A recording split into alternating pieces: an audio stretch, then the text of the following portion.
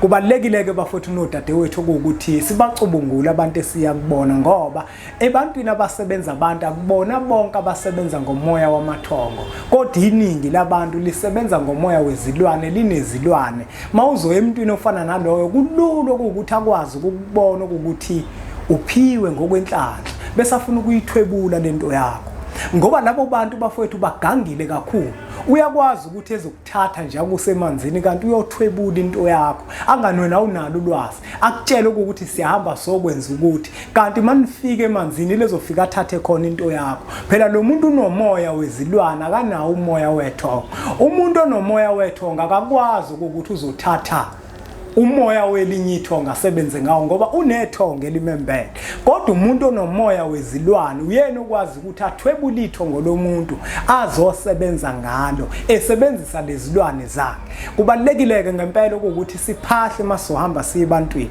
sicubungule ngoba kubona bonke abasebenza ngomoya wamathongo iningi lisebenza ngomoya wezilwane sebenza ngomoya wezilwane iningi bafowethu abantu abaningi nje abahlambulukile kubalekile ukuthi wena njenganomuntu uxhumane namathonga kwembethe umcebe lo muntu yakuyena uyicebe impunga yesinto ukuthi ngiyahamba ngiya kwimpunga yesinto kungabe ihlambulukile yini umoya yembethe kungabe yembethe umoya wamakhehlane lawo ehlezi wamemeza noma yembethe umoya wezilwane ngoba abantu abaningi banemfihlo bafowethu kodwa thina ngeke basifihlele thina sivele sizibukele nje thina sithule sithi du sihleke kancane umuntu ekhuluma sibone sithi we babu asisakwazi ukukhuluma nogogo khuluma kokusethi nezinto amafasha abahlosile bathi uzokhuluma uzokhokho bewe asisakwazi ukukhuluma nogogo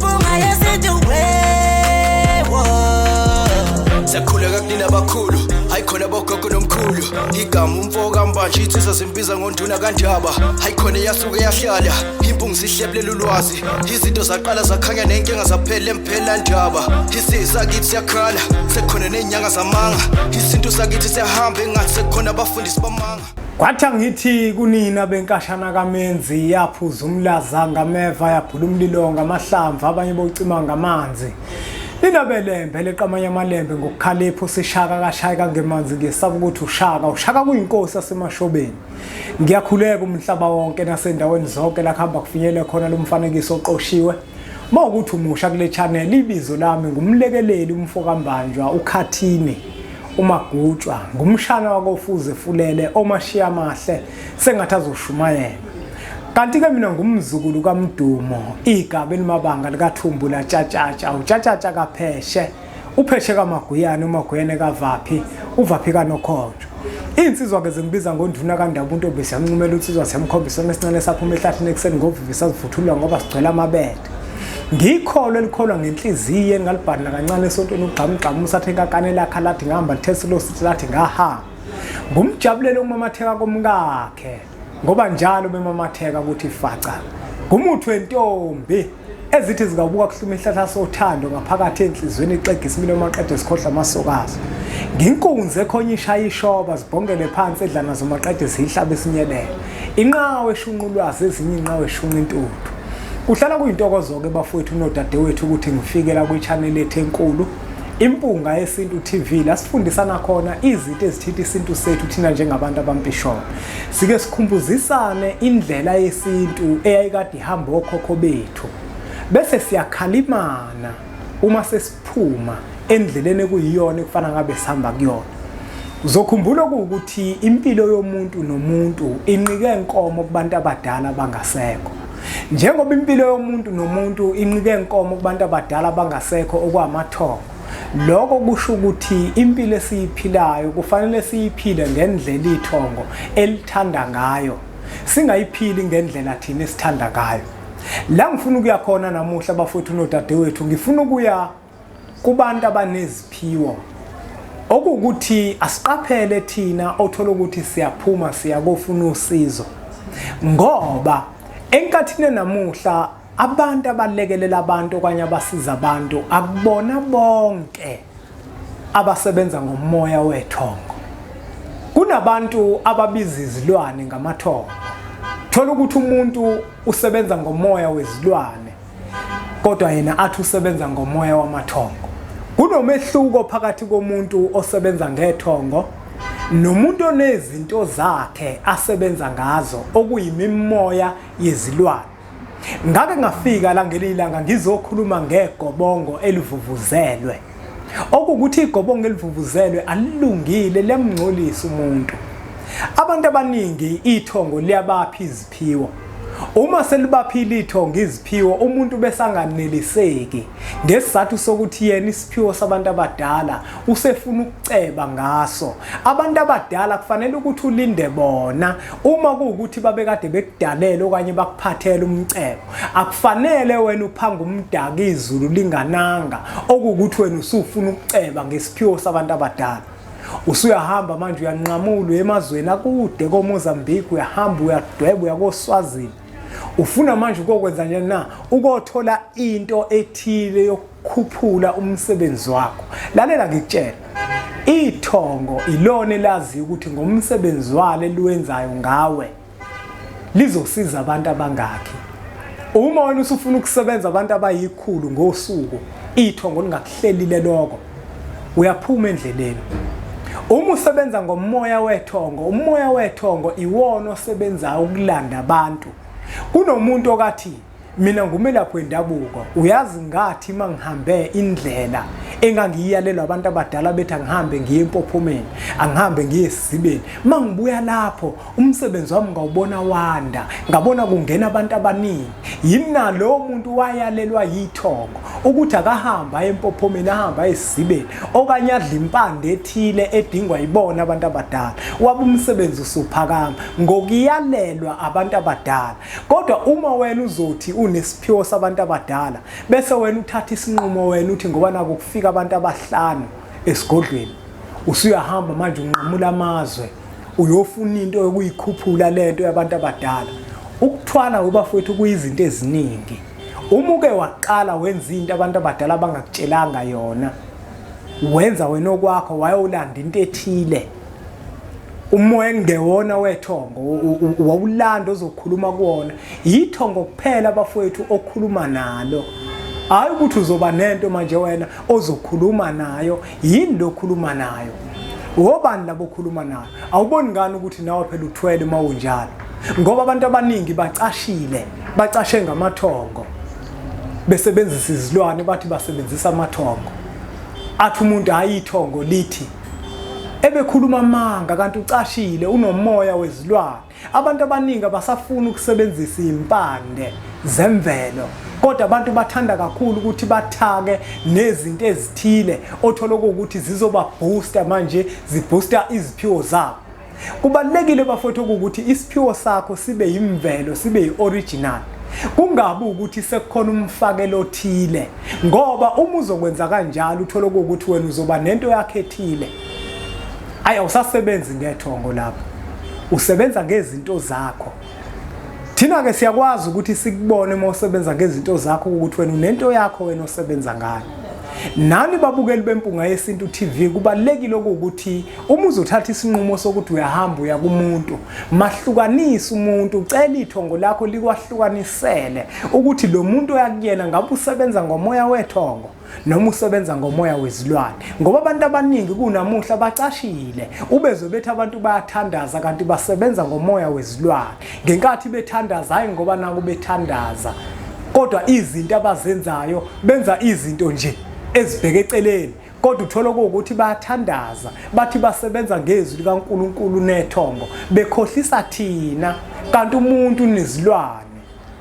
Olicela ithongo ukuthi ngiyacela ningivezele lo muntu engiyakuyena ukuthi uhlambulukile yini, kungabe lo muntu engiyakuyena usebenza ngomoya weThongo yini noma usebenza ngomoya wezilwane. Uma esebenza ngomoya wezilwane abantu abadala bazokukhombisa abantu abadala ukuthi le ndoda ayiqondile le ndoda. Bese nawe kufanele ukuthi kudonsa inyawo ungasayi kuyena, ngoba mawuyeka umuntu othola ukuthi usebenza ngomoya wezilwane wena uneThongo, mawungena esigodleni sakhe ithongo lakho lizosala ngaphandle. Uma ezokunikeza into ethile ukunikeza ngesandla esingcolile ngoba yena wembethwe umoya wezilwane mawuyisebenzisa leyo nto izokungcolisa ingcolise nethongo lakho bese ubona izinto zakho zibheka phansi. Hayi bafowethu, isiphiwo sabantu abadala akuyona into ekufanele ukuthi ubheke umcebo mawuyenza ngoba lento ithi ukusiza abantu. Kodwa wena mawuzobheka umcebo kuyona uzoba nenkinga ngoba uzodlala kakhulu ngabantu.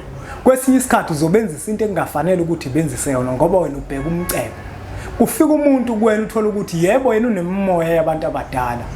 Bese wena uthakaza uthwasa kanti kufuna nje ihlanjululo lemimoya yakhe yabantu abadala emembethe mhlawumbe athole nempande ezithile ukuthi imimoya yakhe ikwazi ukuthi iqonde bese ikhulume lezo zinto efuna ukuyikhuluma phezukwakhe. Kodwa ngoba wena ubheka umcebo uzovela uthi wena woza uzothwasa. Kubalekile-ke bafowethu nodadewethu ukuthi sibacubungule abantu esiyakubona ngoba ebantwini abasebenza abantu akubona bonke abasebenza ngomoya wamathongo kodwa iningi labantu lisebenza ngomoya wezilwane linezilwane. Mawuzoya emntwini ofana naloyo kulula ukuthi akwazi ukubona ukuthi uphiwe ngokwenhlanhla bese afuna ukuyithwebula lento yakho ngoba labo bantu bafowethu bagangile kakhulu. Uyakwazi ukuthi ezokuthatha nje akusemanzini kanti uyothwebula into yakho angani wena awunalo ulwazi akutshela ukuthi siyahamba sokwenza ukuthi kanti manifike emanzini lezofika athathe khona into yakho. Phela lo muntu unomoya wezilwane akanawo umoya weThongo. Umuntu onomoya weThongo akakwazi ukuthi uzothatha umoya welinye ithonga asebenze ngawo ngoba unethonga elimembele.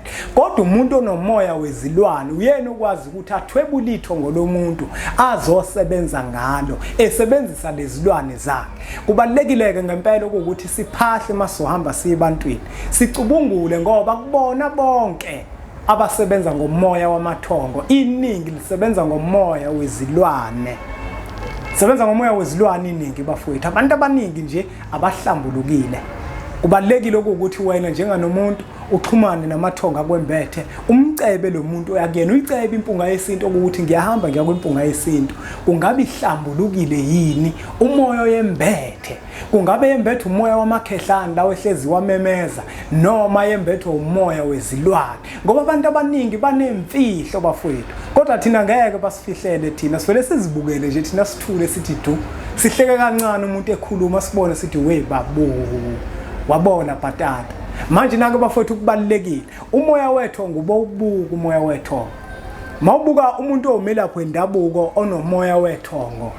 Umoya weThongo uyahlonipha. Umoya weThongo uyathoba.